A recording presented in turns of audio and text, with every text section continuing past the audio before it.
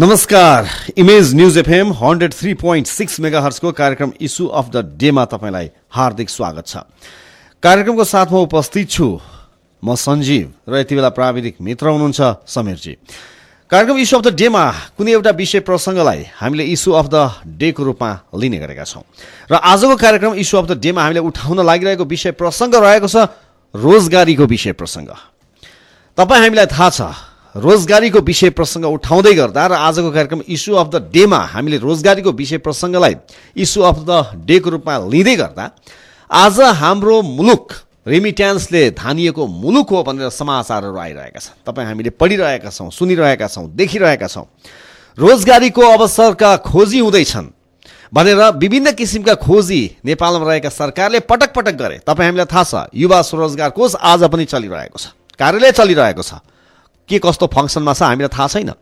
प्रधानमन्त्री स्वरोजगार कोषका कुराहरू आए, रोजगारीका कुराहरू आए, प्रधानमन्त्री ज्यूको नाम जोडेर त्यसबाट के कति उपलब्धि भयो, त्यहाँनिर अर्बौं रुपियाँ खर्च भयो भन्ने समाचार आए। रोजगारीका विषय प्रसंग जोडिए र अहिले पनि रेमिट्यान्सले मुलुक धानिरहेको छ भन्ने कुराहरू आइरहेका छ र देशमा कयौं युवाहरू विदेश पलायन भइरहेका छन्। के का लागि भन्दा रोजगारीका लागि। अधिकांश युवाहरू अब कसै कोही अलि एकाडेमिक होलान्, कतिको शैक्षिक योग्यता अलिकता कम होला, योग्यतामा फरक होला, तर युवाहरू प्राय गरिकन आफ्नो करियरको लागि भन्दै रोजगारीलाई लक्षित गरेर विदेश पलायन भइरहेका छन्। अर्को लगानीको वातावरणको सिर्जना गर्ने भनेर सरकारले लगानी सम्मेलन पनि गरेको छ, तर त्यो अनुपातमा लगानी पनि आएको छैन। जब लगानी भित्रन्छ तब रोजगारी वृद्धि हुन्छ भन्ने प्रसंग आउँछन्, तर त्यहाँ पनि सफलता हात परिरहेको छैन।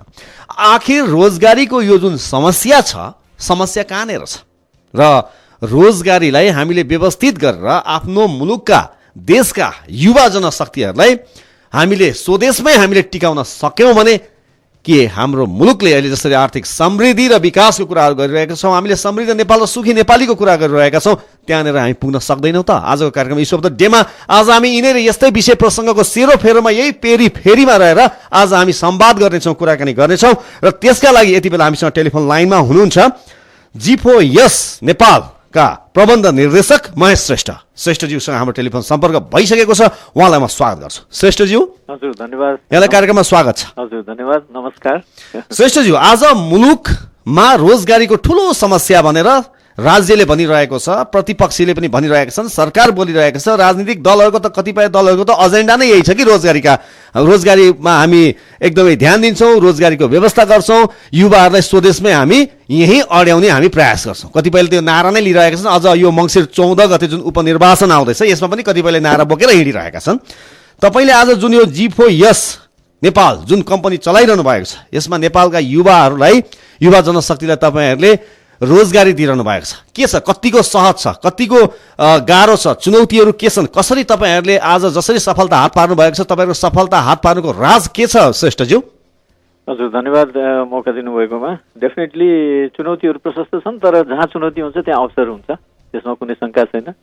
G4S सेक्युरिटी सर्भिसेज विगत 22 वर्षदेखि नेपालमा कार्यरत छ। G4S अन्तर्राष्ट्रिय कम्पनी हो। यसको मुख्य कार्यालय बेलायतको लन्डनमा छ र यो पब्लिक लिस्टेड कम्पनी हो। संसारभरि 122 वटा राष्ट्रमा चाहिँ उसले चाहिँ निरन्तर सेवा दिइराखेको छ। त्यसमध्ये हामी पनि एक हौं र यो 100% विदेशी लगानीको नेपालमा एउटा नमुना योग्य कम्पनी हो भन्ने हामीलाई लाग्छ। अब श्रेष्ठजी, जस्तो यहाँले भन्नुभयो नि, जस्तो लन्डनमा यसको मुख्यालय छ हैन, नेपालमा पनि अहिले हामीले ल्यायौं G4S सेक्युरिटी सर्भिसेज नेपाल भनेर ल्यायौं हामीले हैन। तर आज तपाईहरुले जुन बेला यहाँनिर नेपालमा यो G4S लन्च गर्दै हुनुहुन्थ्यो, के कारणले त्यति बेला यो आवश्यकता ठान्नुभयो र कसरी लन्च गर्नुभयो र जुन एउटा तपाईहरुको प्लानिङ त थियो होला, योजना त थियो होला, हामी यसरी जान्छौं भनेर त्यो प्लानिङहरु कसरी मिट भयो, आज तपाई कसरी सफल हुनु, त्यसको मुख्य कारणहरु के हो? हजुर, यसको अलिकति भावनात्मक सम्बन्ध पनि छ यहाँनिर। यो मतलब बिजनेस नेपालमा सुरु गर्नुभन्दा अगाडि त्यतिखेरको जो प्रेसिडेन्ट हुनुहुन्थ्यो उहाँ योर्गन सोरेनसन भन्ने डेनिस मूलको तर बेलायतमा मतलब व्यवसाय गरेर बस्नुभएको उहाँ हुनुहुन्थ्यो। उहाँको गोर्खालीप्रति असाध्यै उच्च आदर भाव र सेक्युरिटीमा गोर्खाली भनेपछि संसारमा कलिएको र त्यस्तो राष्ट्रमा हामी हुनु भनेको हाम्रो संसारभरिकै लागि हाम्रो एउटा ठुलो गुड न्युज हो। र नेपालमा मलाई प्रफिट चाहिँदैन, तर हाम्रो प्रतिष्ठाको लागि पनि नेपालमा सेवा गर्नुपर्छ भन्ने भावले चाहिँ उहाँले चाहिँ यो 1996मा सन् 1996मा चाहिँ के भन्दाखेरि यो व्यवसाय हामीले सुरु गरेको हो। त्यतिखेर हाम्रो पहिलो कन्ट्र्याक्ट युएस एम्बेसीलाई सेक्युरिटी प्रदान गर्नु थियो जुन चाहिँ हामी विभिन्न राष्ट्रमा G4Sले दिन्छ नै सेवा, त्यहाँबाट सुरु भएको थियो। हजुर। अब जस्तो भनौँ न, अब तपाईँले सेवाको कुरा गर्दाखेरि आज तपाईँहरूले सुरुमा त काठमाडौँ उपत्यका यो भ्यालीबाट नै यहाँहरूले स्टार्ट गर्नुभयो होला, सुरुवात गर्नुभयो होला होइन, तर आज पूर्वदेखि पश्चिमसम्म तपाईँहरूले अहिले आफ्नो सेवालाई विस्तार पनि गरिसक्नु भएको छ। कर्पोरेट हाउस, अब जस्तो अहिले यहाँले अब एम्बेसीको कुरा गर्नुभयो भनेपछि कुटनीतिक नियोग लगायत तपाईँहरूको अहिले विस्तार कसरी कहाँ कसरी भइसकेको छ? हामी नेपाल अधिराज्यको सम्पूर्ण चाहिँ भूभागमा छौँ। पूर्व मेची, पश्चिम महाकाली, हाम्रो 10वटा मुख्य शाखा कार्यालयहरू छन्। केन्द्रीय कार्यालय हाम्रो काठमाडौँमा हो। हामी हङकङलाई रिपोर्ट गर्छौँ। हाम्रो रिजनल अफिस चाहिँ हङकङ हो। रिजनल प्रेसिडेन्टलाई म रिपोर्ट गर्छु र हङकङले लन्डन अफिसलाई रिपोर्ट गर्छ। र अहिले हाम्रो नेपाल अधिराज्यभरि करिबन 5000 हाम्रो चाहिँ के भन्ने सुरक्षाकर्मी र अरू अन्य स्टाफ गरेर हामीहरू छौँ र निरन्तर रूपमा हामीले 700 भन्दा माथि हाम्रो चाहिँ क्लाइन्ट्सहरूलाई हामी सेवा दिइरहेछौँ निरन्तर रूपमा। अब श्रेष्ठज्यू, जस्तो भनौँ न, अब यो जब यो जागिरको कुरा आइसकिसकेपछि त्यसका अलिकता आकर्षणका कुराहरू पनि आउँदा रहेछन् क्या, के कस्ता सेवा सुविधाहरू छन् होइन, कतिको सुरक्षित छ भन्ने कुराहरू पनि रहन्छ। तपाईँहरूप्रति यो जसरी G4S प्रति जुन आकर्षण देखिन्छ एउटा एक वर्गमा, त्यो आकर्षण चाहिँ किन छ? तपाईँहरूसँग आखिर आकर्षित गर्ने क्षमता हुनुको कारण चाहिँ के छ? डेफिनेटली महत्त्वपूर्ण प्रश्न सोधिदिनु भयो, त्यसको लागि धन्यवाद। G4S संसारभरि नै बेस्ट इम्प्लोयरको रूपमा चिनिन्छ। हाम्रो देशमा मात्र नभइकन अन्य राष्ट्रहरूमा पनि G4S one of the best इम्प्लोयरको रूपमा चिनिन्छ र हामी त्यसमा गौरव नै गर्छौँ र नेपालमा पनि हामीले त्यो कुरालाई कार्यान्वयन गरेर देखाएका छौँ। श्रम ऐनका सम्पूर्ण न्यूनतम चाहिँ के भन्दाखेरि नियमलाई पालना गर्ने कुरा हुन् र त्योभन्दा अझ माथि उठेर सेवा सुविधा दिने कुराहरू त्यसमा आउँछ। न्यूनतम शर्तको कुरा गर्दाखेरि न्यूनतम स्यालेरी, एलाउन्सेसहरू, वार्षिक ग्रेडहरू, त्यसपछि गएर कर्मचारीले पाउने प्रोभिडेन्ट फन्ड, त्यसपछि गएर उहाँहरूले पाउने के भन्छ यो उपदान चाहिँ सेवा समाप्त भइसकेपछि पाउने उपदानहरू, त्यसपछि वार्षिक बिदाहरू, त्यसपछि उहाँहरूको हुने चाहिँ इन्स्योरेन्स, हाम्रो स्टाफहरूको इन्स्योरेन्स, उहाँहरू घर बिदामा जानुभएको बेलामा पनि इन्स्योरेन्स उहाँहरूको कभरेज हुन्छ। चाहिँ के भने उहाँहरूको एक्सिडेन्टल इन्स्योरेन्स, उहाँहरूको हेल्थ इन्स्योरेन्सेसहरू, उहाँहरूले पाउने चाहिँ के भन्छ यो दसैँमा पाउने जुन बेनिफिट्सहरू जुन छ, दसैँ बोनस भन्छौँ हामी त्यसलाई, यस्ता किसिमका सम्पूर्ण सुविधाहरू चाहिँ के भन्दाखेरि कम्पनीले दिएको हुन्छ। त्यसले गर्दाखेरि हामीसँग वर्षौँसँग अहिले पनि हामीले हेऱ्यौँ भने 18 वर्ष, 19 वर्ष, 20 वर्ष काम गर्ने स्टाफहरू हामीसँग हुनुहुन्छ र सायदै कम्पनी छोड्नुहुन्छ। कहिलेकाहीँ कोही विदेश जानुभयो भने उताबाट फर्केर आइसकेपछि फेरि पुनः G4Sमै आउन चाहनुहुन्छ र हामी त्यसमा गौरव गर्छौँ। सेक्युरिटी फिल्डमा काम गर्न चाहने साथीहरू अथवा त्योभन्दा बाहिर अरू हाउसकिपिङ सहित अरू अन्य सपोर्ट सर्भिसेसमा र अन्य चाहिँ के भन्दाखेरि म्यानेजमेन्ट सर्भिसेसमा काम गर्न चाहने साथीहरू जति पनि महानुभावहरू हुनुहुन्छ उहाँहरू चाहिँ के भन्दाखेरि G4Sमा काम गर्न चाहिँ इच्छुक हामी पाउँदछौँ। त्यो हाम्रो लागि एउटा सौभाग्यको कुरा हो। त्यो बेस्ट पिपल हामीले पायो भने न बेस्ट सर्भिस दिने हो। हजुर। अब श्रेष्ठज्यू, जस्तो यहाँले भन्नुभयो कि मुख्यालय लन्डनमा छ, संयुक्त अधिराज्यमा छ र ऊ आफैमा एउटा राम्रो कम्पनी हो, तर तपाईँ हामीलाई नेपालको इतिहासमा के थाहा छ भने कतिपय विदेशमा रहेका राम्रै कम्पनीहरूले यहाँनिर काम दिँदाखेरि कतिपय भनौँ न भौतिक निर्माण, पूर्वाधार निर्माणकै कामहरूमा पनि तपाईँ हामीलाई थाहा छ कतिपय कम्पनी भाएका पनि छन्, कतिपयले राम्रोसँग काम गरेका पनि छैनन्।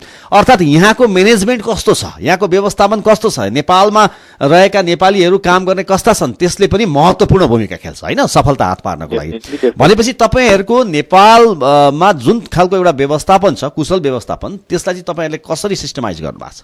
अब यो G4Sको कस्तो प्रक्रिया हुन्छ भने हाम्रो कम्पनीमा कोही कसैले प्रवेश गर्ने बित्तिकै उहाँहरूको नियमित तालिम र उहाँहरूको व्यवस्थापन सुरु हुन्छ। त्यस कारणले गर्दाखेरि हामी व्यक्तिगत रूपमा आफ्नो हिसाबले काम गर्ने होइन, G4Sको सिद्धान्त, नियम, त्यसको गाइडलाइन्स, त्यसको चाहिँ डिरेक्टिभ्सभित्र बसेर र नियमित उसले चाहिँ उसको ट्रेनिङ स्ट्यान्डर्डमा हामीले काम गर्नुपर्ने हुन्छ। त्यसले गर्दाखेरि कोही मान्छेसँग सम्पूर्ण किसिमको चाहिँ के भन्दाखेरि व्यवहारिक ज्ञान अथवा चाहिँ त्यो छैन भने पनि त्यो कम्पनीले ट्रेन गर्छ उसलाई। त्यस कारणले गर्दाखेरि यो हाम्रो कम्पनीमा निरन्तर प्रक्रिया हो।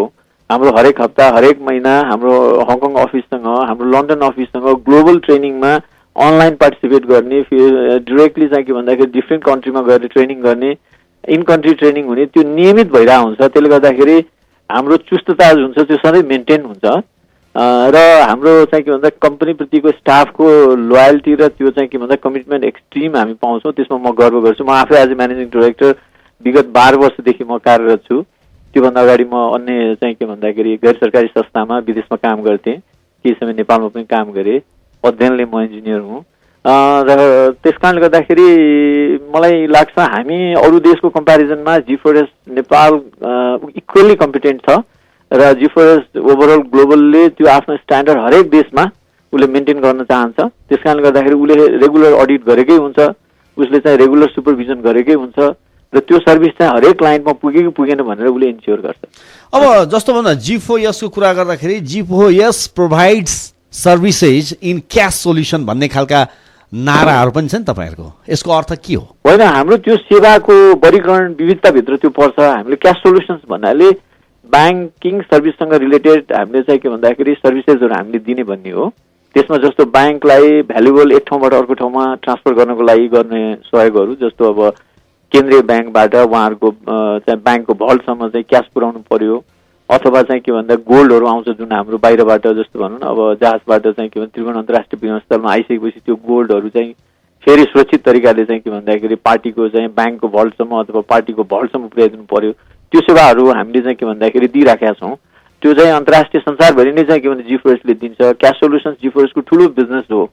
चाहिँ संसारको चाहिँ के भन्दाखेरि ठुल्ठुलो क्यास सेन्टर्सहरू खास गरेर चाहिँ अब दुबईमा, हङकङमा, त्यसपछि गएर एम्स्टर्डम नेदरल्यान्ड्समा, होइन, युनाइटेड स्टेट्सको डिफ्रेन्ट चाहिँ के भने ठाउँहरूमा ब्याङ्क अफ अमेरिकादेखि लिएर होइन स्ट्यान्डर्ड चार्टर्ड ब्याङ्क ग्लोबलदेखि लिएर सबै चाहिँ के भने संसारभरि चाहिँ के भन्छ यो सर्भिस दिइराखेका छ। बरु हामी नेपालमा चाहिँ अलि त्यो लेभलमा छैनौँ।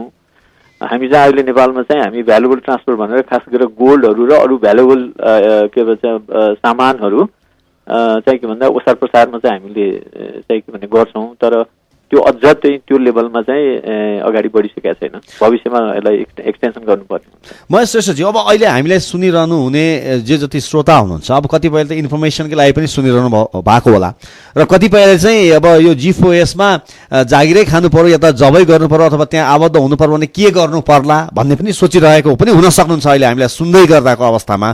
के छ यसको प्रोसेस, के छ? तपाईँहरूको अनलाइन छ कि वेबसाइट छ कि त्यहाँबाट अनलाइन फर्म भर्नुपर्छ कि आफ्नो सिभी त्यहाँ छोड्नुपर्छ अथवा के छ प्रोसिड्युर, कसरी कम्प्लिट गर्नुपर्छ अलिकति बताइदिनुहोस् न त्यसको बारेमा। हाम्रो चाहिँ वेबसाइट छ, ग्लोबल वेबसाइट नै छ। त्यो ग्लोबल वेबसाइट G4S को एउटै वेबसाइट हुन्छ संसारभरि नै।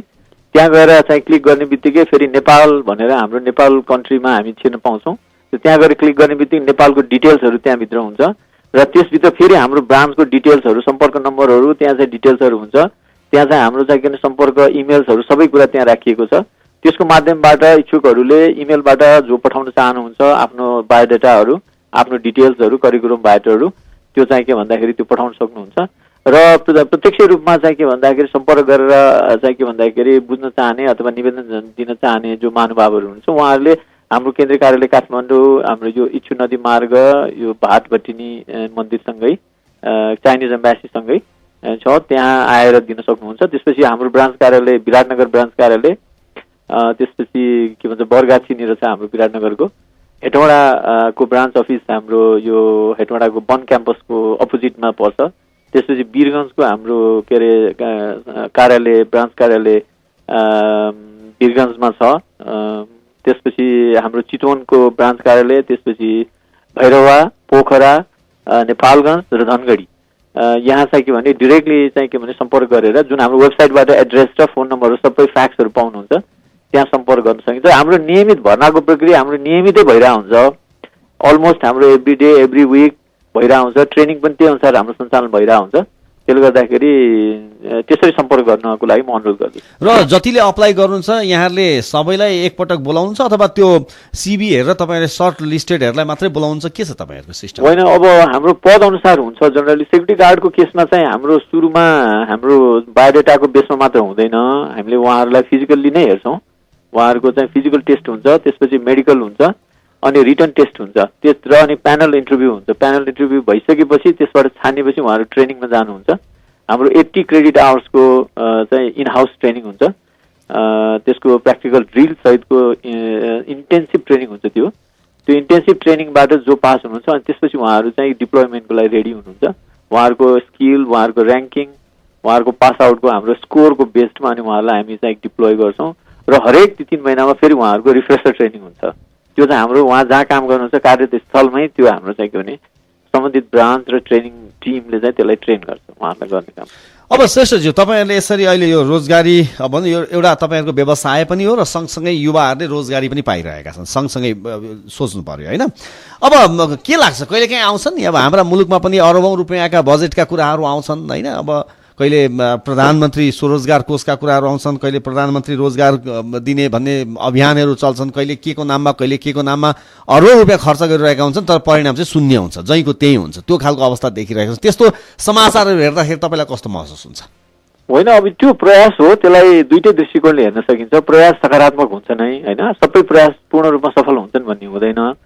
र मुख्य कुरा चाहिँ के लाग्छ मलाई भने रोजगार सृजनामा सरकारले नीति निर्माण चाहिँ के भन्दाखेरि यस्तो किसिमको हुनु पर्यो कि आन्तरिक स्रोत लगानी गर्न सक्ने वातावरण, बाह्य स्रोत पनि उत्साहित भएर आउन सक्ने वातावरण सिर्जना गर्नु पर्यो। सरकार आफैले के गर्ने हो जस्तो मलाई लाग्दैन। उसले सुरक्षा र वातावरण बनाउने हो र लगानीकर्ताको कन्फिडेन्स उसले बिल्ड गर्ने हो। लगानीकर्ताको कन्फिडेन्स बिल्ड भइसकेपछि त सारा मान्छे लगानी गरेर चाहिँ के लगानी गर्न आइहाल्छन् नि, त्यसपछि त रोजगार आफै सृजना हुन्छ। त्यस अर्थमा चाहिँ के भन्दाखेरि यसलाई सकारात्मक रूपमा हेर्दाखेरि चाहिँ अब लगानी बढ्ने बित्तिकै त्यहाँ चाहिँ अवसर सृजना हुन्छ। त्यहाँ चाहिँ के भन्दाखेरि हामीसँग मलाई लाग्छ एउटा नेपालीको विशेषता नै हो, जसलाई हामीले संसारभरि नै के भन्दाखेरि लोयल र कमिटेड भनेर हामी गर्ने चाहिँ चिनिन्छौँ। विदेशमा पनि हामी त्यसै चिन्छौँ। नेपालीलाई राख्ने नै के भन्दाखेरि इमान्दार हुन्छन् र मेहनती हुन्छन् भनेर हो। त्यो इमान्दार र मेहनती जुन हाम्रो स्वभाव छ त्यसले चाहिँ के भन्दा प्रशस्त रूपमा चाहिँ के भन्दाखेरि त्यो उत्पादकत्व बढाउन सक्ने र चाहिँ संसारलाई के भन्दाखेरि रिजनल लेभलमा पनि हामी कम्पिट गर्न सक्ने हुन सक्छौँ। अब प्रविधि चाहिँ हामीलाई चाहिन्छ के भन्दाखेरि अब लेटेस्ट प्रविधि हामीले भित्राउन नसक्ने हो भने फेरि मार्केट कम्पिटिसन गर्न सक्दैनौँ। कस्ट अफ प्रोडक्सन चाहिँ हामीले चाहिँ के भन्दाखेरि घटाउनै पर्यो। त्यस कारणले गर्दाखेरि उत्पादकत्व बढाउने सन्दर्भमा प्रविधि र स्किलफुल म्यान पावर हामीले चाहिँ उत्पादन गर्न सक्यौँ भने हामी आज नहोला तर भोलि रिजनल लेभलमा ग्लोबल लेभलमा पनि हामीले कम्पिट गर्न सक्छौँ। हस् त श्रेष्ठज्यू, यहाँले हामीलाई समय दिनुभयो, हामीसँग कुराकानी गरिदिनु भयो, यहाँलाई धेरै धेरै धन्यवाद। धेरै धेरै धन्यवाद यहाँलाई। Thank you very much. उहाँ हुन्थ्यो G4S सेक्युरिटी सर्भिसेस नेपालका प्रबन्ध निर्देशक महेश श्रेष्ठ। उहाँसँग हामीले कुराकानी गऱ्यौँ र अहिले रोजगारीका विषय प्रसङ्ग हामीले उठान गरिरहेका छौँ। हामीले मुलुकमा रोजगारीका कुराहरू उठाइरहेका छौँ। हरेक राजनीतिक दलहरूले रोजगारीको विषय प्रसङ्गलाई उठान गरिरहनु भएको हुन्छ, सत्तासीनहरूले पनि रोजगारीकै विषय प्रसङ्ग उठान गरिरहनु भएको हुन्छ। तर यथार्थमा चाहिँ के देखिन्छ भन्दाखेरि रोजगारीका लागि युवाहरू दिनौँ जसो विदेश पलायन भइरहेका छन् र कतिपय मुलुक विशेष गरिकन गल्फ कन्ट्रीमा काम गर्न जाने, रोजगारीको सिलसिलामा जानेहरूको त आफ्नो भौतिक शरीर त्यागिसकेपछि, मृत्युवरण गरिसकेपछि त्यस्ता डेड बडीहरू पनि आइरहेका घटना छन् र सबैको ध्यान केन्द्रित छ कि युवाहरूलाई हाम्रो देशमा रोजगारी दिएर कसरी अड्याउने। सबैको ध्यान छ। बोली सुन्दा त्यस्तो लाग्छ, तर व्यवहारमा जुन खालको योजना छ कस्तो छ त योजना, त्यहाँनिर धेरै प्रश्न चिन्हहरू छन्। र G4Sले अहिले जे जस्तो गरिरहेको छ, कसरी गरिरहेको छ, यिनै विषय प्रसङ्गलाई आधार मानेर कार्यक्रम इस्यु अफ द डेमा आज हामीले कुराकानी र चर्चा गऱ्यौँ। हस् त, कार्यक्रम इस्यु अफ द डे आजलाई यति नै। प्राविधिक मित्र समीरलाई धन्यवाद भन्दै कार्यक्रम इस्यु अफ द डेबाट म सञ्जीव पनि बिदा हुन्छु। इमेज न्युज FM 103.6 मेगाहर्ज सुन्दै रहनुहोला। नमस्कार।